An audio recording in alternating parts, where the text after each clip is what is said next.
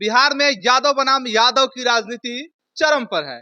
आपको बता दें कि गोवर्धन पूजा के अवसर पर बिहार में एनडीए के जो बड़े नेता हैं यादव समाज के नित्यानंद राय और पटना के जो है सांसद हैं रामकृपाल यादव, इन दोनों के द्वारा पटना में यदुवंशी सम्मेलन का आयोजन किया गया था, जो पटना के एक बड़े प्रतिष्ठित सभागार में आयोजित किया गया था। और उसमें बिहार के हजारों की संख्या में यादव समाज के लोग शामिल भी हुए और यहाँ से जो है बीजेपी में हजारों की संख्या में यादवों का शामिल होना लालू परिवार के लिए बहुत ही दुखद खबर है।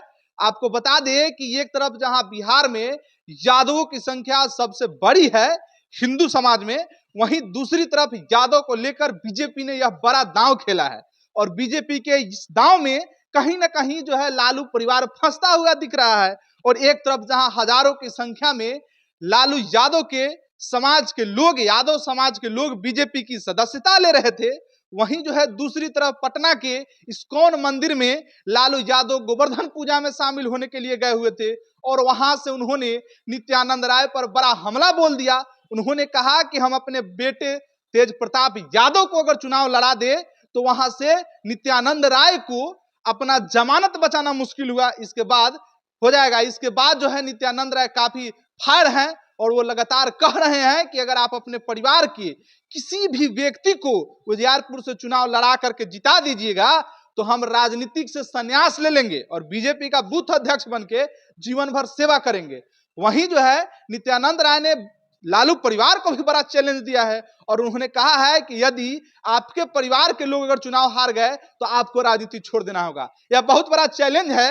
लालू यादव के साख पर यह बहुत बड़ा जो है उंगली उठाया है यादव समाज के ही बड़े नेता नित्यानंद राय ने। लालू प्रसाद यादव भाषण दे रहे थे और उस दौरान उन्होंने लगातार जो है बीजेपी के दोनों जो नेता है बिहार के रामकृपाल यादव और नित्यानंद राय, जो दोनों यादव समाज से ही आते हैं, और बीजेपी लगातार इन दोनों नेताओं पर बिहार में बीजेपी का भार जो है इन दोनों के कंधे पर छोड़े हुए है, क्योंकि यादवों की संख्या 14% है और यह बात बीजेपी को खटक रहा है। हो सके कहीं आने वाला चुनाव में बीजेपी यादव समाज के नित्यानंद राय को ही बिहार में 2025 में चेहरा बना दे। और अभी भी नित्यानंद राय की धमक जो है केंद्र में काफी मजबूत मानी जाती है, क्योंकि नित्यानंद राय को अमित शाह के सबसे करीबी नेताओं में से एक माना जाता है, क्योंकि नित्यानंद राय वर्तमान में अमित शाह गृह मंत्री हैं, वही नित्यानंद राय गृह राज्य मंत्री हैं। तो अमित शाह से कहीं ना कहीं इनका जो है बहुत नजदीक रिश्ता है और इसी रिश्ते को लेकर के नित्यानंद राय पूरे बिहार में घूम रहे हैं और बीजेपी को मजबूत करने के लिए लगे हुए हैं। और इस दौरान यादव समाज के लोग अगर बीजेपी में शामिल हो रहे हैं तो यह बहुत बड़ा बात है और इसको लेकर के लगातार लालू प्रसाद के परिवार के लोग बेचैन हैं और हाहाकार मचा हुआ है। और लालू यादव कल खूब बोले, उन्होंने बीजेपी के रामकृपाल यादव और नित्यानंद राय की बखिया उधेड़ दिए। उन्होंने कहा कि नित्यानंद राय गौ हत्या कराता है, गौ तस्कर है। वहीं उन्होंने रामकृपाल यादव पर कई जगह होटल हड़पने का आरोप लगाया, कई जगह जो है फ्लैट हड़पने का आरोप लगाया, जिसके बाद नित्यानंद राय ने भी जवाब दिया, रामकृपाल यादव ने भी जवाब दिया। लालू यादव ने कहा कि नित्यानंद राय जो है गंगा के किनारे चल के कसम खा ले, तो उसके जवाब में नित्यानंद राय ने कहा कि कसम तो उनको खाना चाहिए।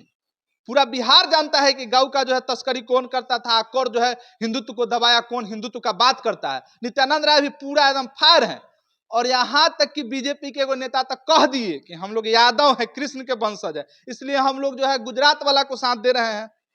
तो कहीं ना कहीं जो है यादव समाज के इन दोनों नेताओं में जिस तरीके से जंग छिड़ी हुई है, ये तो अभी आगाज है।